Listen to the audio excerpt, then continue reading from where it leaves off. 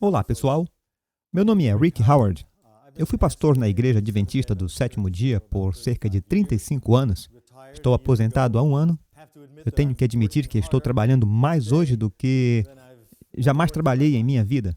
E é por isso que o Senhor me fez escrever este livro chamado A Rebelião Ômega, há cerca de 5 anos em construção. Eu quero contar uma história sobre como Deus conduziu a minha vida, apenas para dar um pouco de credibilidade ao que está escrito neste livro. Agora, deixe-me compartilhar isso com você. Eu quero voltar a quando eu era um adolescente, porque algumas coisas estranhas me aconteceram quando eu era adolescente. Na verdade, tudo começou na minha pré-adolescência, mas a maior experiência, que foi bem preocupante para mim, começou quando eu era um adolescente, e isso foi o que aconteceu. Quero compartilhar isso com vocês, porque eu sei que alguns de vocês tiveram a mesma experiência. Vocês vão dormir à noite, adormecem, e depois acordam e saem de um sono, e vocês estão bem acordados mentalmente, mas não podem se mover, estão paralisados, sentem que não têm nenhum controle sobre o seu corpo. Sua mente está alerta, mas o seu corpo está adormecido. E depois, há uma sensação de eletricidade. Eu costumava chamar isso de vibrações. Vibrações como a eletricidade passando pelo seu corpo, e quando quase conseguia chamar alguém, vinham as vibrações novamente. Eu não falava a muitas pessoas sobre as vibrações, porque era uma experiência estranha. Eu não sabia o que estava acontecendo, eu estava assustado. Eu faria qualquer coisa que pudesse para mover fisicamente o meu corpo, porque essa era a única maneira de fazer essas vibrações pararem. Com o que elas pareciam? Como se fosse eletricidade correndo pelo seu corpo até o nível molecular. Isso é tudo que eu posso explicar. E eu poderia me deixar adormecer mais profundamente. E esses sentimentos aumentavam e se tornavam mais intensos.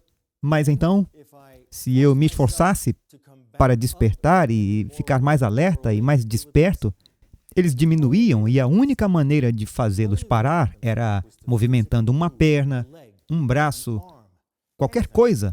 E eu tinha que reunir toda a força de vontade disponível, mas eu me movimentava e nisso eu sentia o meu coração batendo e suava e ficava assustado, porque é uma experiência assustadora, uma experiência verdadeiramente assustadora. Na verdade, já existem livros sobre essa experiência, publicados hoje em dia. Eu não consigo lembrar do termo que eles usam, mas é algo tipo tremores noturnos ou algo parecido. Mas sabe, eu acho que em todo lugar onde eu dei essa palestra, quando eu pergunto, há alguém aqui que teve essa experiência? Sempre houve pessoas que disseram, sim, isso também acontece comigo. Bem, segure isso por um instante, porque eu vou falar sobre essa experiência e onde isso me levou anos depois. Sabe, eu cresci em Long Island. Meu pai era músico, ele tocou, aliás, na banda do Johnny Carson por 15 anos. Se você se lembra dos nomes Skeeter Henderson, Doc Severinsen, quando criança, eu costumava ir aos estúdios, sabe, no prédio da NBC, lá na Times Square, e ficava lá atrás das câmeras, correndo e vendo o que acontecia. Costumavam nos deixar fazer isso naquela época. Mas esta é uma experiência que se desenvolveu mais tarde na minha vida. Eu não recebia aquele dom especial de talento musical que a minha família tinha. Meu pai estava na NBC. Seu pai tocava trompa francesa para a Sinfonia de Nova York quando Toscanini era o maestro. E ele fez turnê pelo mundo com Toscanini. Então aquilo não me fazia falta. Provavelmente porque Deus sabia, disse ele, eu vou chamar Rick para o ministério mais tarde na minha vida. E a única coisa que eu tinha era ritmo. Eu batucava em tudo. Todo o tempo eu estava batucando, enlouquecendo minha mãe. Eu nem sei quantas vezes ela disse, por favor, Rick, pare de bater. Então, eu tinha ritmo. Deixe-me contar o que aconteceu com esse ritmo. Eu estava no último ano do ensino médio e concluímos os estudos no final daquele verão. E como eu disse, eu estava naquela idade em que eu tinha aquelas experiências. Eu não sabia o que eram naquela época. Mas, durante aquele verão, um amigo meu tocava violão. Tinha outro amigo que conhecia alguém que morava a cerca de 8 quilômetros de distância em Long Island. Cerca de 1 milhão de pessoas entre você, se você morar a 8 quilômetros de distância de alguém. E ele disse, eu conheço um cara que é guitarrista, só que ele vai para outra escola. Por que não o convidamos e podemos tocar juntos em minha casa? Foi o que eles fizeram e soou muito bem. Sal era um grande guitarrista. Frank também era um grande guitarrista de apoio. E os dois tocavam tão bem que eles disseram, hey, vamos começar uma banda. Porém, eles disseram, nós precisamos de um baterista. Onde vamos encontrar um baterista? Bem, eu disse, se vocês esperarem 1 mês ou 2, eu posso ser o baterista de vocês. Eu sei que eu posso fazer isso. Então eu fui estudar bateria por 1 semana e 2 meses depois tivemos nosso primeiro trabalho. E tínhamos uma van chamada Iridescente. E, por fim, éramos uma banda de 4 membros e tocamos até no Palladio Hall da Broadway, acreditem ou não. Aderimos ao sindicato dos músicos. Sempre que os Beatles lançavam uma música, nós logo aprendíamos. Por isso, nós éramos uma banda que não era tão boa com o nosso próprio material original, mas pegávamos o material de fora e fomos bem-sucedidos. E eu estava ganhando mais dinheiro tocando naquela banda do que eu sabia que ia ganhar como farmacêutico se tivesse feito faculdade. O que afastou minha motivação de estudar naquele momento da minha vida, mas fiz o melhor que eu pude. Mas o guitarrista principal, quando ensaiávamos na sua casa, às vezes ensaiávamos na casa do Frank, e às vezes na casa do Sal, eu tenho que admitir que ensaiar na casa do Sal era onde eu mais gostava. E por quê? Sal tinha uma irmãzinha com olhos castanhos, grandes e lindos. E enquanto nós estávamos ensaiando, eu ficava olhando para ela, e ela ficava olhando para mim. E não evoluíamos muito da minha parte, porque nós ficávamos apenas olhando um para o outro toda vez. Ela tinha 14 anos e eu tinha 18. O que eu vou fazer? O que faremos? Nós nos apaixonamos só de olhar um para o outro. Bem, eu esperei. E finalmente eu a levei ao baile de finalistas. E Deus sabia que Rosalie estava destinada a ser a minha esposa, porque ela é o tipo de mulher que todo pastor quer como esposa, certo? E Deus nos uniu desde aquela época. Foi o que eu quis dizer quando eu falei que havia 1 milhão de pessoas entre nós. Eu estou falando sério, havia 1 milhão de pessoas entre nós. Não tínhamos ideia de que nos conheceríamos. O Senhor nos uniu porque Ele sabia o futuro quando eu não sabia. De qualquer forma, isso foi na época da banda. Nós tocamos em alguns dos melhores lugares de Long Island e em Nova York. E ao redor de toda aquela área ali. E foi divertido enquanto durou. Mas depois Frank foi para o Havaí e era hora da nossa banda se separar. E a vida mudou. Eu me casei com Rosalie, eu tinha 24 anos, ela tinha 20, e eu estava trabalhando como químico para a empresa American Cyanamid. E é aqui que a história começa. E, novamente, estou compartilhando isso com vocês porque o engano que vamos expor em futuras reuniões, eu quero que vejam como Deus me conduziu, só para que vocês entendam como eu entendi o que realmente estava acontecendo em nossa própria Igreja Adventista do Sétimo Dia. Está bem? Essa história me ajudou a passar por isso e eu agradeço a Deus por Ele ter me conduzido para fora do espiritualismo e vai ajudar você a ver por que Rick Howard sabe do que está falando e é por isso que eu quero compartilhar com você.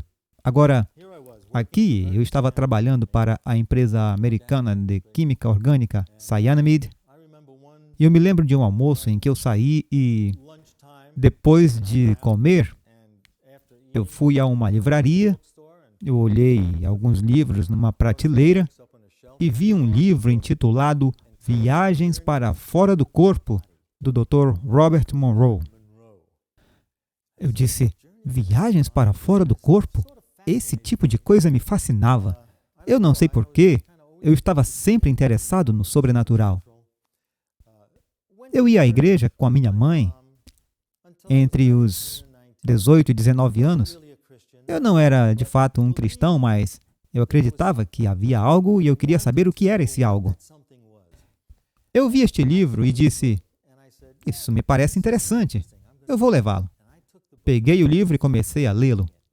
Quando eu comecei a ler o livro, o Dr. Robert Monroe descreveu esta experiência que ele tinha cada vez que tinha a capacidade de sair de seu corpo e fazer esta projeção astral.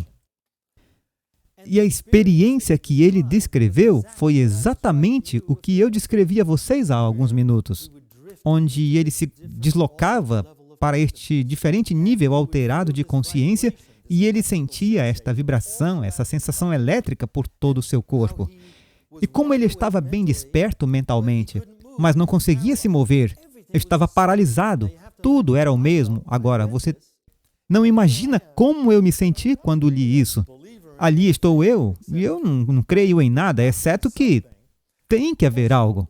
Também foi um momento em minha vida em que eu dizia para mim mesmo, tem que haver alguma coisa. Eu vou simplesmente morrer? Está na hora de desistir? De desistir e você morre e a sua consciência desaparece e você não é nada para sempre e sempre novamente? Eu não podia suportar esse pensamento. Aquilo me deixou louco. Eu tenho que admitir.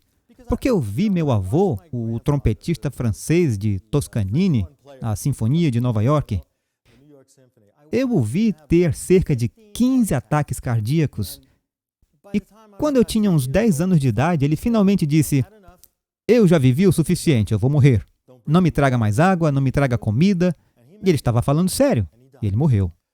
Mas as experiências que eu tive quando ele tinha um ataque cardíaco, quando o médico vinha, subia, corria para cima, e lá estava eu, apenas um garotinho.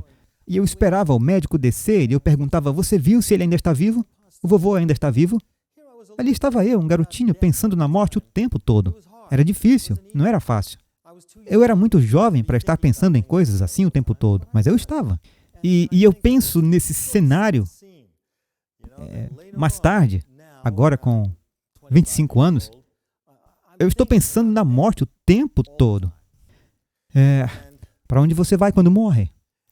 E era uma experiência perturbadora pensar que quando você morre, não há mais nada para sempre. Só que eu não conseguia viver com isso.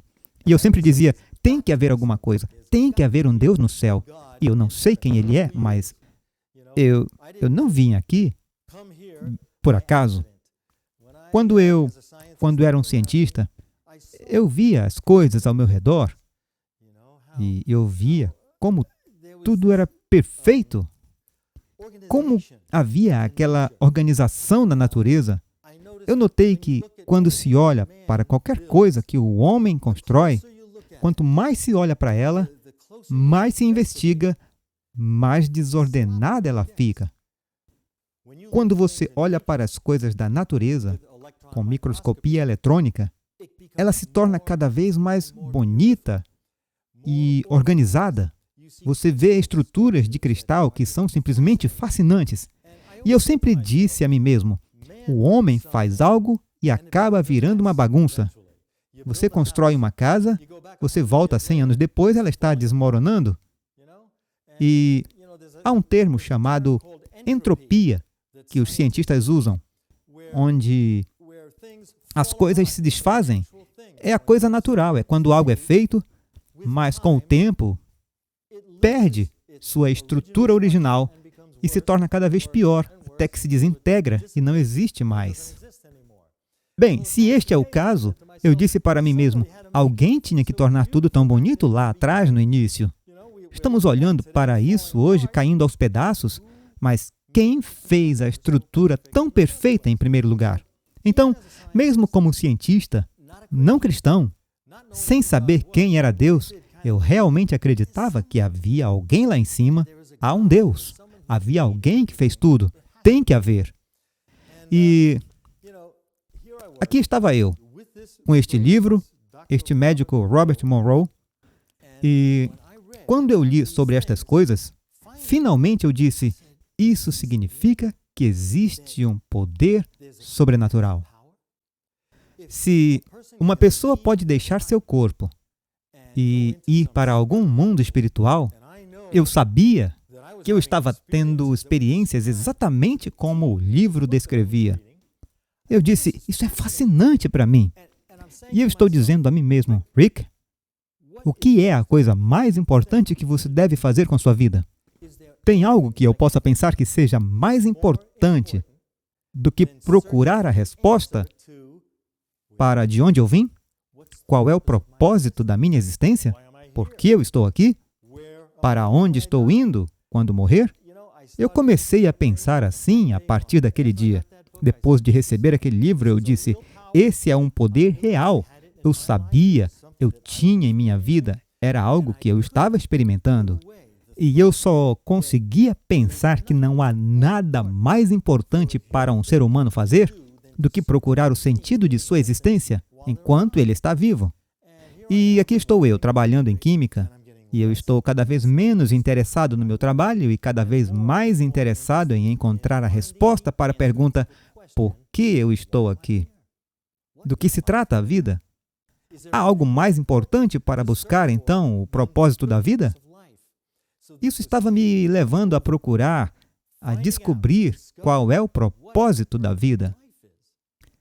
Aquilo acabou tomando conta de toda a minha vida.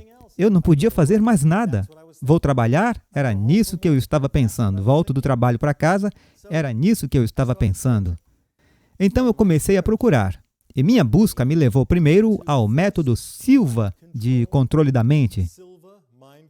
Método Silva de controle da mente. Dali eu fui levado a um médium espírita. Eu visitei aquele médium e... que experiência assustadora! Não vou nem contar. Algo sobre isso me assustou. Agora, deixe-me compartilhar isso com vocês, amigos. Mais ou menos por 5 anos, todos os dias, eu orava uma média de 3 a 5 horas por dia. Eu estava de joelhos, suplicando a Deus. Algumas noites eu não dormia. E eu disse, eu não sei quem tu és, Deus. Se é Buda, se é Krishna. Eu não sei quem tu és, mas me conduz à verdade. Durante 5 anos, eu busquei a verdade. Eu procurei de verdade. Mas eu também queria o fascínio do oculto e do sobrenatural. Era como se eu quisesse a verdade, mas eu queria que fosse isso. Eu queria que fosse sobrenatural, porque eu era fascinado por isso, e eu tinha essa capacidade, esse poder dentro de mim. Certo, então vamos prosseguir. Eu queria algo que eu desejava, mas também queria Deus. Mas eu não tinha certeza se eu queria que Deus fosse do jeito que Ele realmente era. Eu queria que Ele fosse do jeito que eu queria que Ele fosse. E foi muito difícil para mim superar esse problema. Porque, vamos admitir, Deus é Deus. E Ele não muda. E Ele é o mesmo hoje como era ontem e será para sempre e sempre e sempre. Meu problema era que eu queria que Ele fosse o tipo de Deus que eu queria que Ele fosse. Porque eu estava fascinado com certas coisas em minha vida. Agora, estou dizendo isso por uma razão. Porque em nosso próximo estudo, vamos entrar nisso, e este é um problema que as pessoas têm. Elas são enganadas. Não importa em que igreja você esteja, mas especialmente na igreja adventista do sétimo dia, temos a verdade, mas o engano vem junto. Certo? Sabemos que o engano entra em cena. Sabemos pelo espírito de profecia que o engano virá. E ele entrará porque esse é um dos métodos e meios que Deus nos leva à verdade, ao avivamento, à reforma. Ele permite a entrada do erro. Certo? Portanto, temos que ter muito cuidado para não tornar Deus do jeito que nós queremos que Ele seja. Isso é muito importante. Lembre-se daquele texto em João 17:3. João 17:3, para que eu possa conhecê-lo, que a vida eterna, diz, a vida eterna é conhecer a Deus e Jesus Cristo, a quem Ele enviou. Portanto, aqui, ao invés de a vida eterna ser descrita como um período eterno de tempo, é tudo uma questão de relacionamento. E isso é a vida eterna.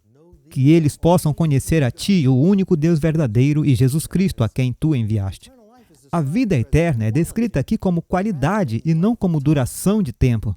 Agora, se é qualidade e conhecer Jesus Cristo, é melhor estarmos prontos para aceitar Deus do jeito que Ele é, do jeito que Ele nos diz que é, em vez de inventarmos um novo Deus. Sabe o que estou dizendo? Certo? Isso é importante. Bem, vamos voltar aqui. Eu estou pesquisando, estou estudando este livro do Dr. Robert Monroe. Eu estou tendo essa experiência.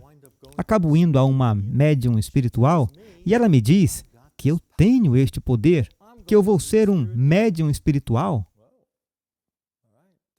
que há uma nova era que está chegando ao mundo e que eu fui escolhido, como ela foi, para ajudar a guiar o mundo nesta nova era de Aquários.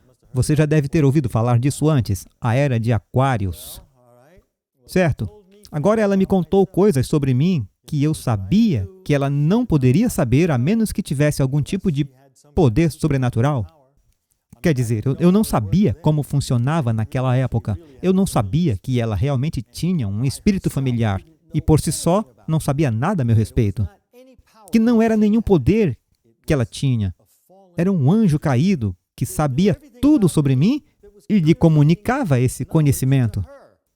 E isso fez parecer para mim que ela tinha esse poder, essa capacidade de ver o futuro e de ver o meu passado. Ela acreditava que era capaz, mas eu sei agora, é claro, que ela estava enganada. E ela tinha um espírito familiar. Era disso que se tratava, certo? E é por isso que o Senhor avisa sobre essas coisas.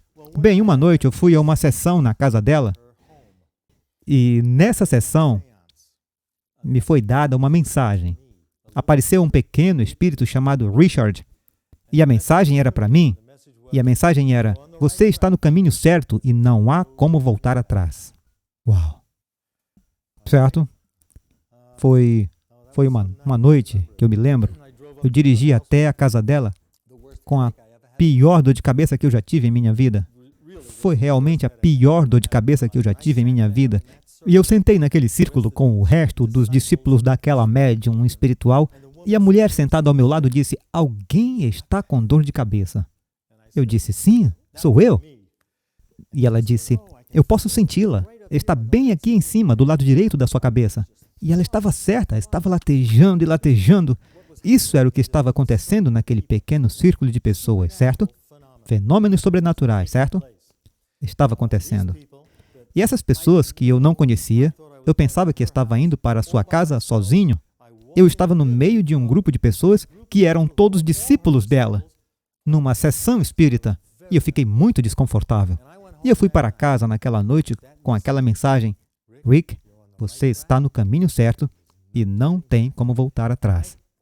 Eu tirei a Bíblia da prateleira quando cheguei em casa, cerca de 1 hora de carro de Connecticut até Long Island, e ela se abriu para um texto muito familiar que você provavelmente já ouviu antes, no capítulo 11 de Deuteronômio.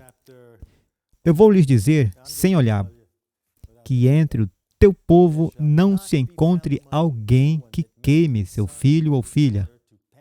E depois um monte de técnicas ocultas são mencionadas, bruxas, astrólogos, e depois a palavra necromante. Pois todos os que fazem essas coisas são abomináveis a Deus, e por causa dessas abominações, Deus os expulsará de diante de ti. Bem, eu sabia tudo menos necromante, certo?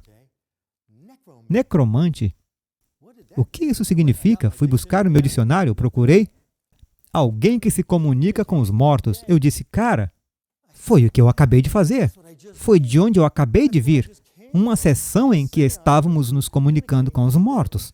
A Bíblia diz que quem faz isso é uma abominação e será expulso de Israel. Eu, por alguma razão, fiquei convencido de que, por ter feito aquilo, eu ia morrer. Mas não apenas morrer, eu ia ser apagado da existência para sempre. Essencialmente, uma segunda morte.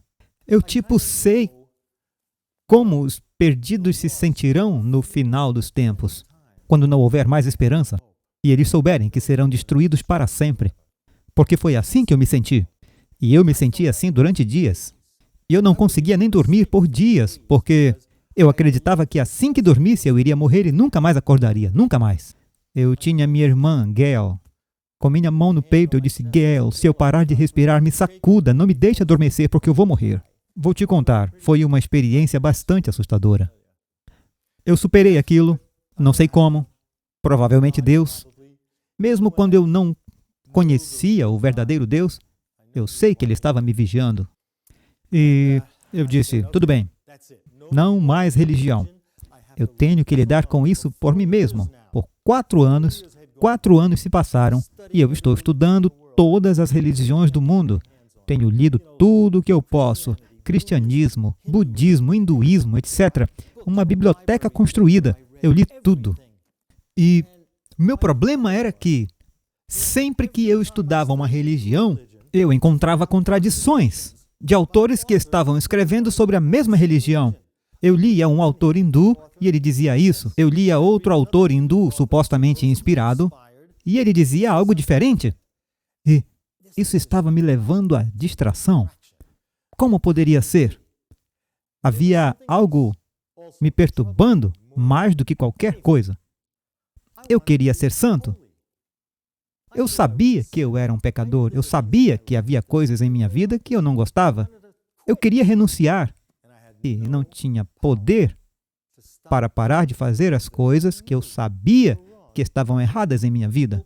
Nenhum poder. Hoje eu sei que Deus estava usando isso para me manter procurando, me manter em movimento. E o fato de eu não obter vitória foi a mesma razão de eu ter passado de um ensino para o outro e para outro. E eu aprendi sobre todos esses diferentes ensinamentos, embora frustrado, porque eu não podia obter a vitória em minha vida. Mas, depois de uma semana longe das religiões, eu disse, eu não posso mais fazer isso. Eu parei em um ashram. E eu acabei descobrindo sobre o hinduísmo. E nesse ashram, eu estava conversando com um dos discípulos de Sri Chinmoy, o líder espiritual das Nações Unidas. Na verdade, você já ouviu falar de Santana, o grande Santana do rock and roll? Bem, ele e eu estávamos no mesmo grupo juntos, está bem? Nossas famílias. Nos encontrávamos domingo à noite, quinta à noite, no templo com Sri Chinmoy, que era o nosso guru. Mas não apenas o guru, ele era o nosso salvador. E eles me deram uma foto tirada do rosto de Sri Chinmoy, enquanto ele estava em um estado chamado Samadhi, que é um com o universo. E eles disseram, leve esta foto para casa, medite sobre ela e, meditando sobre ela, você descobrirá se você está destinado a ser discípulo dele e nos dará uma foto sua e de sua família. E quando o guru meditar sobre ela, saberemos se ele acha que você deve ser seu discípulo. Bem, quando eu levei aquela foto para casa, eu coloquei-a na cama e fiquei em uma posição meditativa. E assim que os meus olhos encontraram seus olhos naquela foto, eu fiquei paralisado. Eu não conseguia me mover. Parei de respirar. As chamas estavam disparando para fora do quadro. Seu rosto estava aparecendo e desaparecendo. Era uma experiência sobrenatural. E eu estava lá, preso. Eu não sabia o que fazer.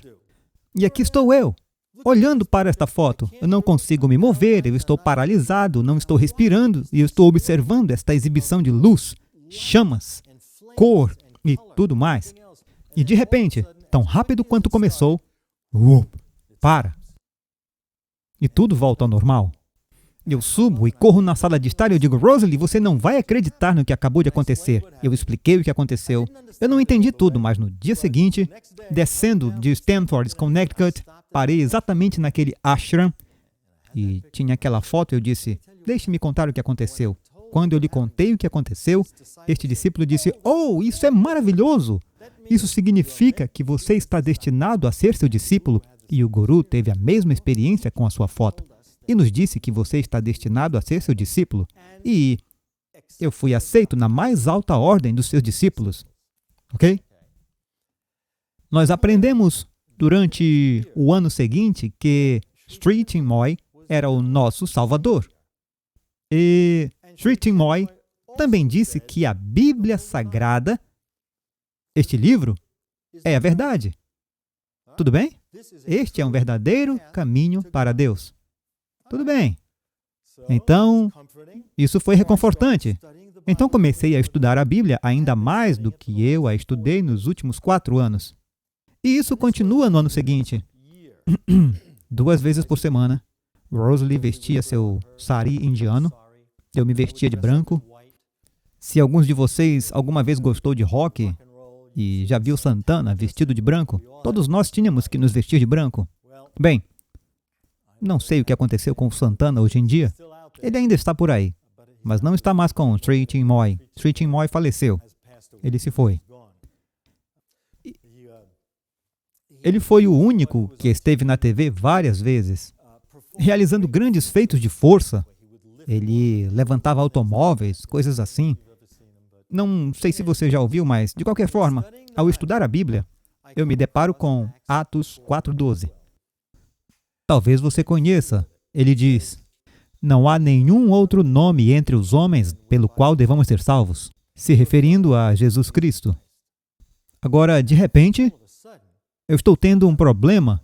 Sri Chinmoy me disse que ele era o meu Salvador e ele disse que a Bíblia Sagrada era a verdade. Então, eu encontro um texto na Bíblia Sagrada que Sri Chinmoy diz que é a verdade, que diz que não há outro nome dado entre os homens pelo qual devamos ser salvos, exceto Jesus. E isso é um problema, porque Chinmoy me disse que ele era o meu Salvador. Então eu fiz uma pergunta. Eu fiz a pergunta, e agora? Eu estou com um problema. E agora? A resposta que eu recebo, bem, Rick, acho que você não pode acreditar em tudo que está na Bíblia. Uau! E agora? Eu pensei que ela fosse a verdade. Agora eu estou dizendo a mim mesmo, bem, agora me disseram que você não pode acreditar em tudo que está aqui, por um homem que diz ser o meu Salvador, mas me disse há 1 ano que você poderia acreditar em tudo que está aqui. E agora eu estava tendo um problema real. Então eu lancei minha vida sobre Deus. Eu caí de joelhos e disse, eu não sei quem tu és, Deus. Não sei se tu és Buda, Jesus, o Deus desconhecido, sem um nome, eu não sei. Mas tem uma coisa que eu sei. Eu sei que tu és real. E eu sei que se tu és real, tu sabes que eu quero a verdade mais do que a própria vida. E eu procurei. Procurei por 5 anos. E minha busca me levou por um beco sem saída atrás do outro. E eu disse, eu não posso mais fazer isso. Eu não posso descobrir o que é a verdade. Mas Deus pode me conduzir a ela. E Ele sabe, se é Deus, que eu estou falando sério, que eu quero a verdade mais do que a própria vida. E se Deus sabe que eu realmente sinto isso, Ele nunca permitiria que eu fosse enganado. Eu sabia. Como Ele poderia deixar que uma pessoa que quer a verdade mais do que a própria vida fosse enganada? Ele não faria isso. Se Ele é Deus, Ele não deixaria isso acontecer. E eu finalmente vi alguma luz no que eu estava fazendo. Eu disse, eu desisto, eu não procuro mais. E a partir daquele dia, eu passei todos os dias procurando a resposta a essa pergunta. Eu estava esperando o dia todo, todos os dias. Deus vai responder isso hoje? Ele vai me mostrar hoje? É Jesus neste livro ou é o ocultismo? Qual dos dois? E foi o que eu fiz todos os dias. Bem, no dia seguinte, eu recebi um telefonema sobre um currículo que eu tinha enviado um ano antes para a Union Carbide Corporation. Eles me chamaram para uma entrevista e eu entrei e eles me deram aquela oferta proverbial que você não pode recusar. E eu não recusei. Aceitei o novo emprego com eles. Mas tivemos que mudar para lá, cerca de 80 quilômetros de distância de onde morávamos em Long Island. Eles estavam em Tarrytown. Precisávamos de um lugar para morar lá. Tínhamos 2 pequenos nesta época, um de 3 anos de idade e outro recém-nascido. E conseguimos um jornal local onde começamos a procurar e encontramos um lugar perfeito. Parecia perfeito. Era uma propriedade de 5 acres, com uma casinha bem na frente, com 3 quartos, shakes de cedro por toda parte, uma garagem para 2 carros embaixo. E fomos olhá-la. E o homem que era o dono da mansão nos fundos com pilares, era uma verdadeira mansão, um cara legal. E ele estava nos mostrando esta casa que era perfeita para nós. Enquanto olhávamos para esta casa, agora lembre-se que eu estou procurando uma resposta à oração todos os dias, o dia todo. É Jesus? A Bíblia? Ou é o oculto? E o sobrenatural? Eu não sabia, eu fiquei fascinado com o sobrenatural e fiquei assustado com ele. Me veio um pensamento: existe um demônio? Este livro diz, existe. Será que estou sendo enganado por esse poder sobrenatural e por experiências que todos nós estávamos tendo? Até o pequeno Jason, aos 3 anos de idade, estava tendo experiências psíquicas. Será que estamos sendo enganados por esse poder sobrenatural do mal? Eu não sabia. Eu não tinha certeza. Eu estava procurando respostas. O cristianismo ou o ocultismo? Qual deles? E este homem está nos mostrando esta casa. E eu olho para o lado e vejo que há uma casa ao lado, através das árvores. E ele disse: se eu me mudasse para cá, quem seria o meu vizinho ali? E ele disse: Rick, eu não sei o nome dele, mas eu sei que ele é um pastor. Eu quase desmaiei. Agora é preciso entender de onde eu estava vindo. Aqui o homem está me dizendo que se eu me mudar para lá, meu vizinho será um pastor. E eu estava procurando a verdade de todo o coração. E eu entreguei a minha vida a Deus. Eu disse: tu me conduziste até aqui, porque eu não encontro. E aqui estou eu, sendo conduzido para ser vizinho de um pastor. E eu disse: qual igreja? E ele disse: Adventistas do Sétimo Dia. E eu disse: quem? Eu tinha 28 anos. Nunca ouvi falar da igreja adventista, mas eu sabia que Deus estava me guiando. Eu sabia e tinha que descobrir no que os adventistas do Sétimo Dia acreditavam. Quem são essas pessoas? E eu conheci o pastor. A primeira oportunidade que eu tive de ir lá e conhecer aquele vizinho, eu aproveitei. E acredite ou não, eu até usei a sua lata de lixo. Eu coloquei aquela foto do guru na sua lata de lixo. E ela estava ali, jogada no fundo. E eu o vi olhando para ela. E ele se assustou. E nós dois rimos tanto disso até hoje, porque ele é pastor na Conferência da Califórnia. Já faz uns 25 anos que não nos víamos, mas o Senhor nos reuniu novamente, me permitiu vir aqui para o Oeste e compartilhar esta verdade. Mas, de qualquer forma, estudamos 2 vezes por semana, na mesma noite, domingo à noite, quinta-feira à noite, as mesmas noites que costumávamos ir ao ashram. Agora tínhamos estudos bíblicos. Mas este pastor, ele não entendia tanto do ocultismo quanto alguém que tinha passado por essas experiências em sua igreja. Sidney Sweet é o seu nome. Sidney veio com o pastor e nós estudamos a Bíblia juntos. E tínhamos 2 ou 3 horas de estudo bíblico 2 vezes por semana. E a primeira vez que eu encontrei aquele pastor lá fora, perto daquele balde de lixo, ele me deu um livro chamado A Grande Controvérsia. E ele me disse que esse livro tinha sido escrito por uma profetisa. E eu peguei o livro, fui educado, fui muito simpático. Eu disse: oh, obrigado. E eu levei para casa, coloquei-o na prateleira. E quando eu entrei, eu disse a mim mesmo: ah, não, outro profeta não. Vejam, durante 5 anos, era só isso que eu lia. Era profeta atrás de profeta e tendo todos esses problemas. Eles discordavam um do outro. Todos eram inspirados. Todos os livros que eu havia estudado por todos aqueles anos, supostamente, vinham de pessoas que eram inspiradas por Deus. E quando ele me deu aquele livro, eu não estava preparado para ele. Eu o guardei. Mas sabe de uma coisa? Era plano de Deus que eu o guardasse. Deus não queria que eu lesse aquele livro naquela época. E queria que meu pastor vizinho me desse e me dissesse que era uma profetisa. E ele o fez. Deus queria que isso acontecesse. Porque havia uma experiência que ocorreria em alguns meses e que eu vou compartilhar com vocês no próximo encontro. Mas eu queria compartilhar toda essa história com vocês. Como Deus conduziu minha vida por 5 anos. Como eu procurei e me perguntei durante esses 5 anos, depois de me tornar cristão. 5 anos. 5 anos. 5 anos. Eu queria a verdade desde o primeiro dia. Certo? Desde o primeiro dia.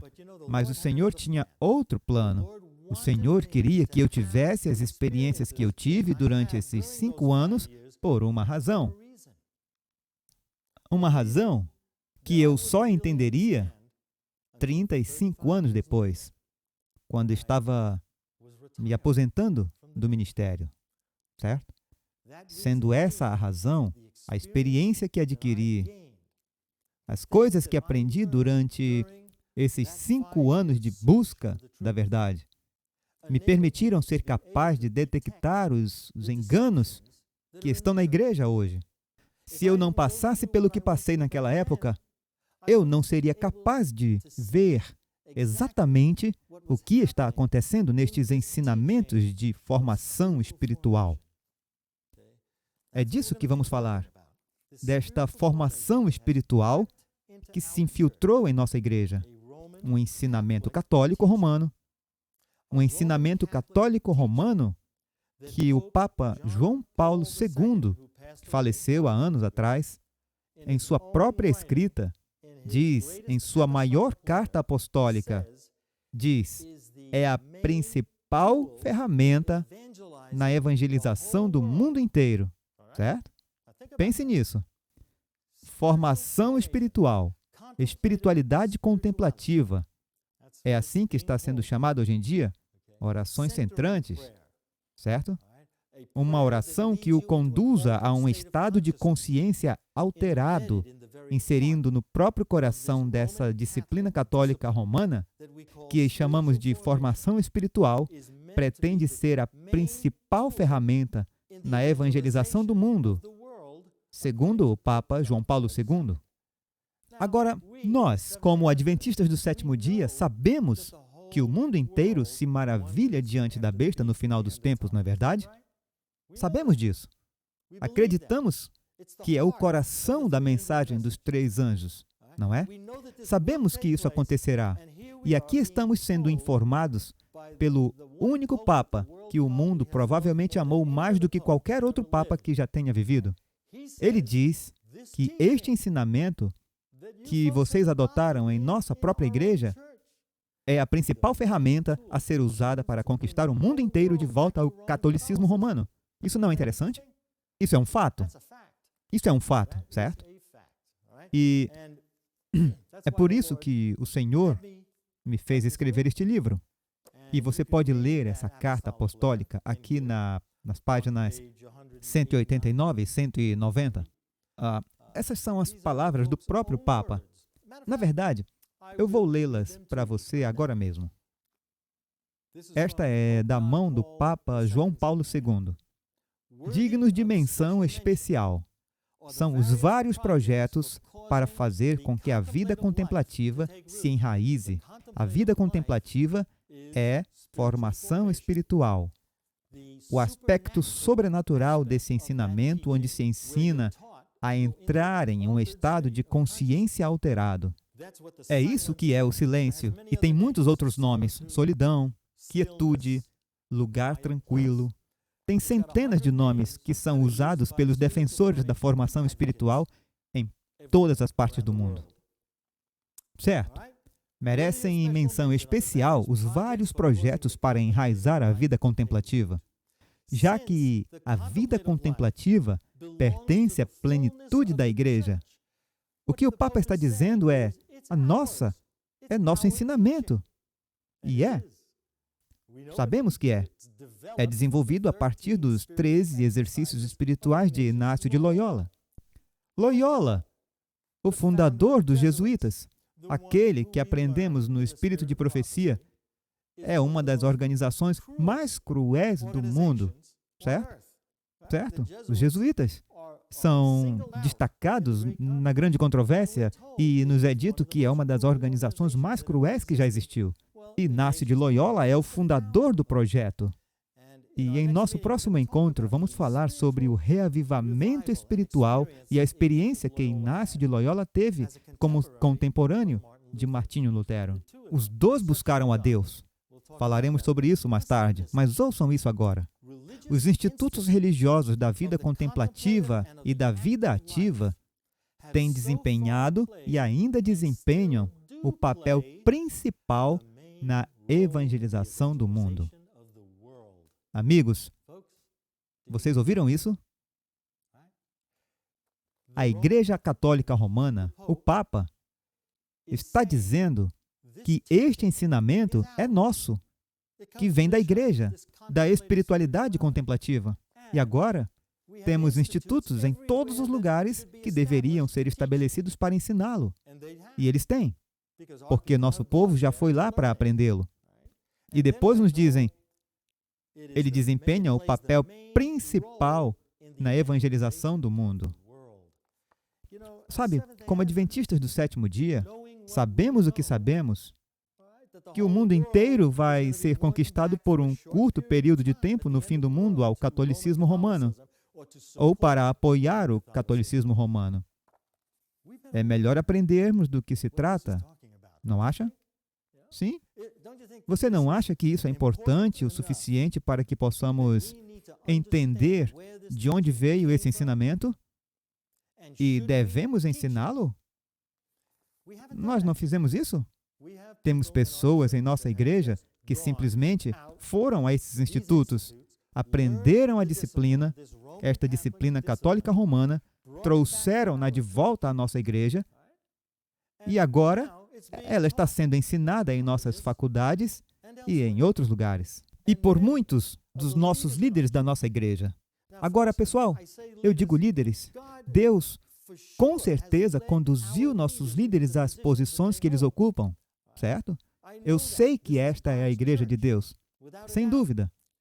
Mas alguns deles foram para fora da igreja, como para o Instituto Shalem, perto da Conferência Geral em Washington, D.C. E eles estudaram este ensino. Eles foram para todo o retiro, todo o seminário e o trouxeram com eles. Agora, eu digo isto porque foi Deus quem abriu a porta para que eu e outros falássemos sobre esse assunto. Eu terminei este livro há 2 ou 3 anos, mas ele só saiu há 6 ou 8 meses, porque eu disse, Senhor, eu não quero ser o único que deseja o lançamento deste livro, mas eu quero que isso aconteça sem o meu envolvimento, porque eu sabia a contenda que iria surgir. E aqui estamos nós ensinando formação espiritual em nossas faculdades e surge um livro dizendo que se trata de um engano satânico, destinado a causar problemas.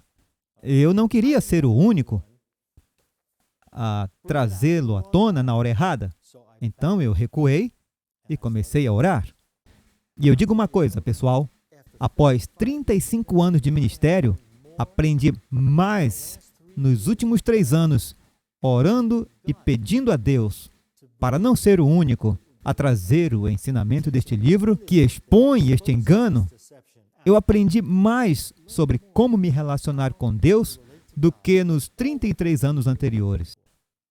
Essa é a verdade, certo? Precisamos aprender a orar e a observar e esperar que a providência de Deus abra a porta diante de nós. Tantas vezes saímos e abrimos nós mesmos as portas, empurrando-as para fora. E eu lhes digo, quando empurramos a porta, acabamos de destruir o plano que o Senhor tinha trabalhado com talvez centenas de pessoas. Certo? Deus trabalha através dos indivíduos. Nós todos temos um livre-arbítrio e o Espírito Santo fala ao nosso livre-arbítrio. É precioso para Deus, precioso. Deus não violará nosso livre-arbítrio.